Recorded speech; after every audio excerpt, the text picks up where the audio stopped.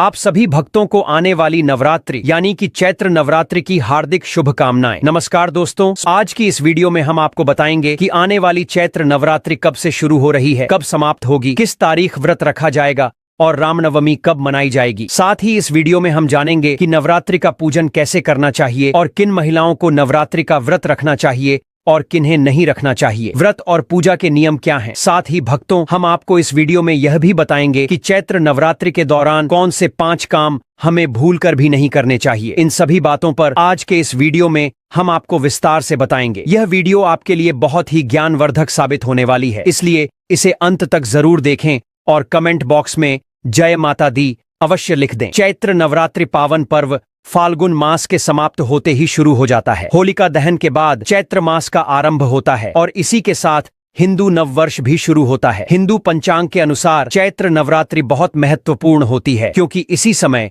देवी दुर्गा के 9 रूपों की पूजा की जाती है। घट स्थापना और कलश स्थापना किस दिन और किस शुभ मुहूर्त में करनी चाहिए, अखंड ज्योत जलाने का सही तरीका क्या है, पूजा विधि और मंत्र कौन कौन से हैं, इन सभी महत्वपूर्ण विषयों पर इस वीडियो में जानकारी दी जाएगी। इसीलिए आप वीडियो को पूरा ही देखें, आधा अधूरा ना देखें। कई लोग होते हैं जो वीडियो को बीच बीच से देखते हैं, काट काट कर देखते हैं, और फिर ऐसे व्यक्ति को जीवन में कभी सफलता हासिल भी नहीं हो सकती। इसलिए वीडियो को आधा अधूरा छोड़कर ना जाएं, आप वीडियो को पूरा ही देखा करें। भक्तों, चैत्र नवरात्रि में माता रानी की आराधना करने से सभी दुख और संकट समाप्त हो जाते हैं। कुछ लोग पूरे 9 दिन व्रत रखते हैं, जबकि कुछ पहले और आखिरी दिन उपवास रखते हैं। हर किसी की अपनी अलग अलग मान्यताएं होती हैं और हर उपासना का अपना महत्व होता है। बहुत से लोग जानते होंगे कि एक साल में 4 नवरात्रि होती हैं, 2 गुप्त नवरात्रि और 2 सार्वजनिक रूप से मनाई जाने वाली नवरात्रि। चैत्र और शारदीय नवरात्रि को विशेष रूप से मनाया जाता है, जबकि गुप्त नवरात्रि साधकों के लिए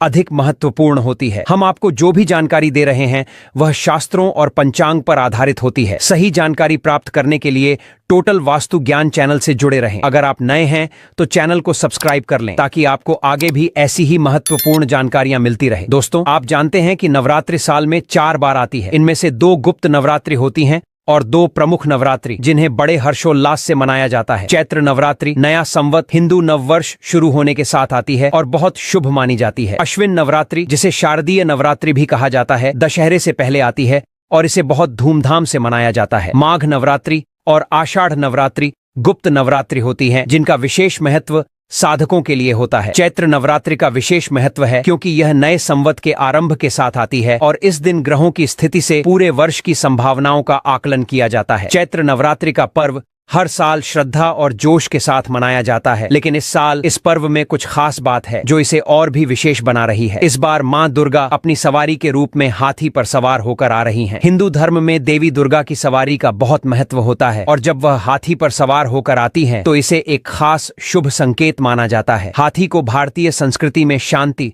समृद्धि और यादों का प्रतीक माना जाता है। इसे भगवान गणेश की सवारी भी माना जाता है और अब जब मां दुर्गा हाथी पर सवार हो रही हैं, तो यह समय और भी अधिक महत्व रखता है। इसका मतलब है कि आने वाला समय देश में शांति और समृद्धि का प्रतीक होगा। यह संकेत है कि हमें इस समय अपने जीवन में शांति, सकारात्मकता और समृद्धि की दिशा में कदम बढ़ाने चाहिए। चैत्र नवरात्रि हिंदू धर्म का एक महत्वपूर्ण पर्व है, जो हर साल खास तौर पर मां दुर्गा की पूजा और व्रत के लिए मनाया जाता है। इस साल चैत्र नवरात्रि का आरंभ 30 मार्च 2025 रविवार को हो रहा है और यह 6 अप्रैल 2025 रविवार तक चलेगा। हालांकि इस बार अष्टमी और नवमी एक ही दिन पड़ रहे हैं, इसलिए चैत्र नवरात्रि 8 दिन की होगी। इस वीडियो में हम आपको नवरात्रि पूजा विधि, कलश स्थापना मुहूर्त और अन्य महत्वपूर्ण जानकारी प्रदान करेंगे, ताकि आप इस पर्व को पूरी श्रद्धा और विधि विधान से मना सकें। चलिए भक्तों, अब हम चैत्र नवरात्रि की सही डेट, टाइम और शुभ मुहूर्त के बारे में भी जान लेते हैं। लेकिन भक्तों, आगे की जानकारी बताने से पहले आपसे एक रिक्वेस्ट करते हैं कि अगर आप इस चैनल पर नए हैं तो चैनल को सब्सक्राइब करके वीडियो को एक लाइक जरूर करें। साथ ही आप अपनी राशि को कमेंट बॉक्स में जरूर डाल दें, क्योंकि हम राशि से जुड़ा भाग्य भी बताते हैं और भाग में चल रही परेशानियों को तत्काल दूर करने के लिए आसान से आसान उपाय भी बताते हैं। इसलिए आप अपनी राशि कमेंट बॉक्स में जरूर डाल दें। चलिए भक्तों, अब हम जान लेते हैं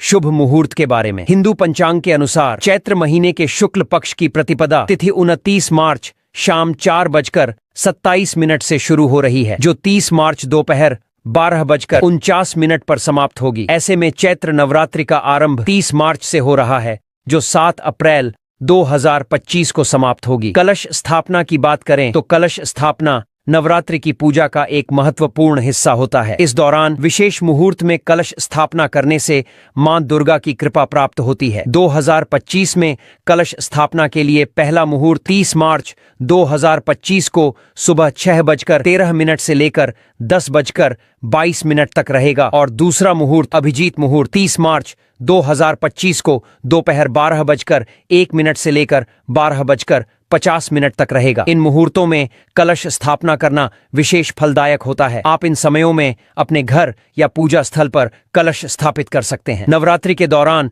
कुछ खास नियमों का पालन करने से माता दुर्गा की कृपा प्राप्त होती है। सबसे पहले काले रंग के वस्त्र पहनने से बचें। धार्मिक मान्यताओं के अनुसार काला रंग नकारात्मकता का प्रतीक माना जाता है, इसलिए इसे नवरात्रि में नहीं पहनना चाहिए। इसके अलावा शराब, तंबाकू और मांसाहारी भोजन से पूरी तरह परहेज करें, क्योंकि ये नवरात्रि के दौरान वर्जित होते हैं। नाखून काटना, बाल कटवाना या दाढ़ी बनवाना भी न करें, क्योंकि इसे धार्मिक शास्त्रों में अशुभ माना गया है। नवरात्रि के दौरान प्याज और लहसुन का सेवन न करें, बल्कि सात्विक भोजन ग्रहण करें। साथ ही ब्रह्मचर्य का पालन करें और हर दिन देवी दुर्गा के अलग अलग स्वरूपों की पूजा करें। दुर्गा सप्तशती का पाठ भी करें। इन नियमों का पालन करने से न केवल व्रत का फल शुभ होता है, बल्कि घर में सुख, समृद्धि और शांति बनी रहती है। अगर आप ये नियम सही तरीके से पालन करते हैं तो नवरात्रि का व्रत आपके लिए बेहद फलदायी होगा और माता दुर्गा की विशेष कृपा आप पर बनी रहेगी। चलिए भक्तों, अब हम कलश स्थापना की विधि के बारे में आपको जानकारी दे देते हैं, ताकि आप कलश स्थापना की प्रक्रिया को जान सकें। नवरात्रि के पहले दिन सबसे पहले देवी देवताओं का आह्वान करें। इसके बाद एक मिट्टी के बड़े पात्र में मिट्टी भरें और उसमें ज्वारे के बीज डालें। अब थोड़ा सा पानी छिड़क कर मिट्टी को नम करें, ताकि बीज अच्छे से उग सकें। इसके बाद एक गंगा जल से भरा हुआ कलश लें और उसमें सुपारी,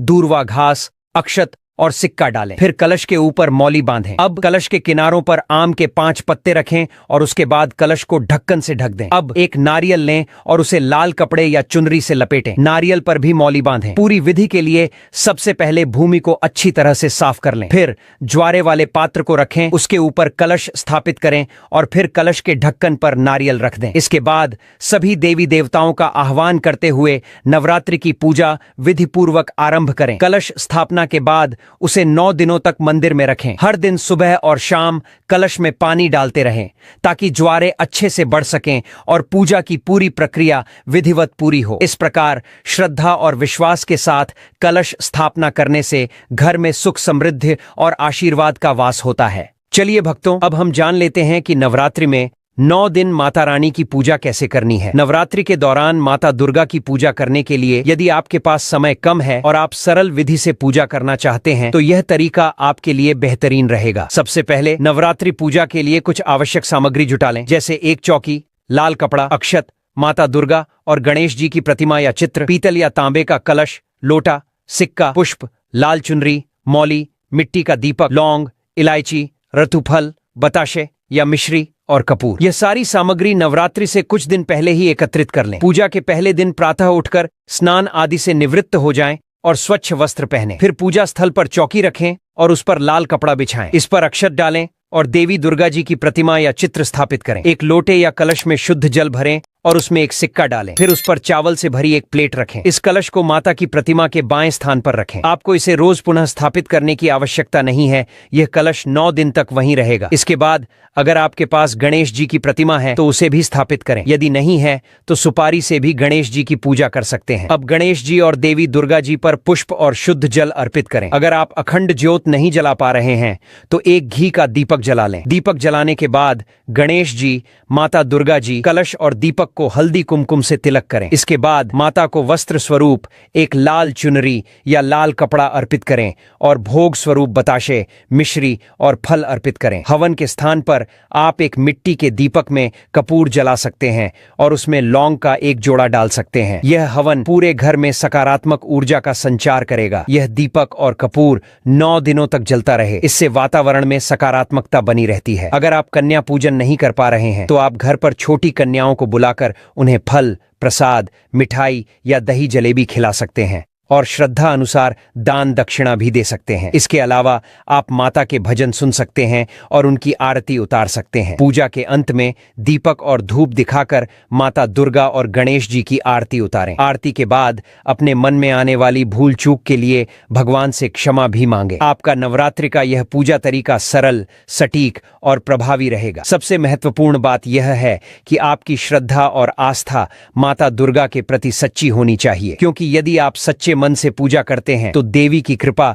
निश्चित रूप से आप पर बरसती है। दोस्तों, वीडियो में आगे की जानकारी बताने से पहले अभी तक कमेंट बॉक्स में जय माता लक्ष्मी नहीं लिखे हैं तो जय माता लक्ष्मी जरूर लिखना। जब आप हमारे कमेंट बॉक्स में जय माता लक्ष्मी लिखते हैं तो हमें काफी अच्छा लगता है और आप हमारी वीडियो को लाइक करते हैं तो हमारा मनोबल बढ़ता है, जिससे कि अच्छी अच्छी जानकारी होती है आप सभी लोगों के लिए लेकर के आते हैं। चलिए भक्तों, अब हम जान लेते हैं कि चैत्र नवरात्रि में कौन कौन से काम नहीं करने चाहिए। नवरात्रि में भूलकर भी नहीं करें ये 6 काम, नहीं तो माता दुर्गा होंगी नाराज, नहीं होती घर में बरकत। भक्तों, चैत्र नवरात्रि का पावन पर्व आ चुका है, जो सिर्फ पूजा और भक्ति का समय नहीं बल्कि संयम और आत्मनिर्भरता का भी समय है। इस दौरान कुछ विशेष बातों का ध्यान रखना जरूरी है, क्योंकि यह पर्व सकारात्मकता और आस्था का होता है। अगर आप नवरात्रि के 9 दिनों में मां दुर्गा की कृपा चाहते हैं और घर में सुख समृद्धि बनाए रखना चाहते हैं तो इन 6 बातों का पालन जरूर करें। सबसे पहली बात, मांस और मदिरा का सेवन न करें। नवरात्रि का पर्व संयम का है और इस दौरान तामसिक चीजों से दूरी बनाए रखना जरूरी है। हिंदू धर्म की मान्यता के अनुसार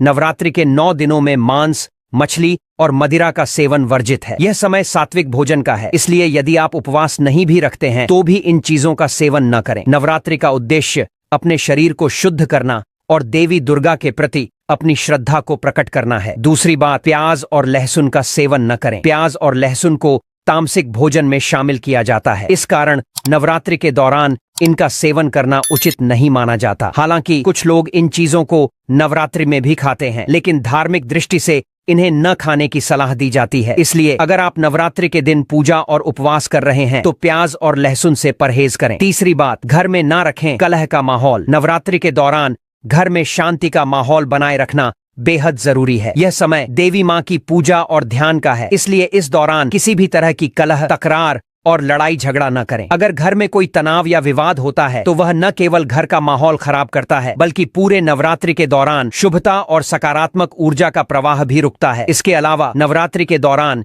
किसी के लिए भी अपशब्दों का प्रयोग न करें, क्योंकि इससे घर में नकारात्मकता आती है और त्योहार की खुशियां फीकी पड़ सकती हैं। भक्तों, अब चौथी बात, बड़ों का अपमान न करें। जो घर अपने बड़े बुजुर्गों का अपमान करता है वहां कभी भी सुख और समृद्धि का वास नहीं होता। नवरात्रि के दौरान तो बड़ों का सम्मान और उनकी आशीर्वाद और भी महत्वपूर्ण हो जाता है। धर्म हमें यही सिखाता है कि हमें हमेशा अपने से बड़े लोगों का आदर करना चाहिए, उनकी बातों का सम्मान करना चाहिए। बड़ों के आशीर्वाद से घर में बरकत आती है और मां दुर्गा की कृपा बनी रहती है। इसलिए नवरात्रि के दौरान किसी भी हाल में अपने से बड़ों का अपमान न करें। पांचवी बात, नवरात्रि का पर्व सिर्फ भक्ति का ही नहीं बल्कि संयम का भी पर्व है। इस दौरान शारीरिक और मानसिक दोनों प्रकार के संयम का पालन करना जरूरी है। शारीरिक संयम का मतलब है कि इस समय फिजिकल रिलेशन से बचें और किसी भी वल्गर गतिविधि से दूर रहें। मानसिक संयम का अर्थ है अपनी सोच को सकारात्मक रखें, ध्यान और साधना में मन लगाएं। नवरात्रि के दौरान अपने शरीर और मानसिक स्थिति को शुद्ध रखना अत्यंत महत्वपूर्ण है। अगर आप नवरात्रि के दौरान इन 5 महत्वपूर्ण नियमों का पालन करते हैं तो आप निश्चित रूप से मां दुर्गा की कृपा प्राप्त कर सकते हैं। इन नियमों के पालन से घर में सुख समृद्धि का वास होगा और नवरात्रि के इस पवित्र पर्व का सही मायनों में लाभ मिलेगा। ध्यान रखें, नवरात्रि का पर्व संयम, आस्था और सकारात्मकता का होता है, इसलिए इन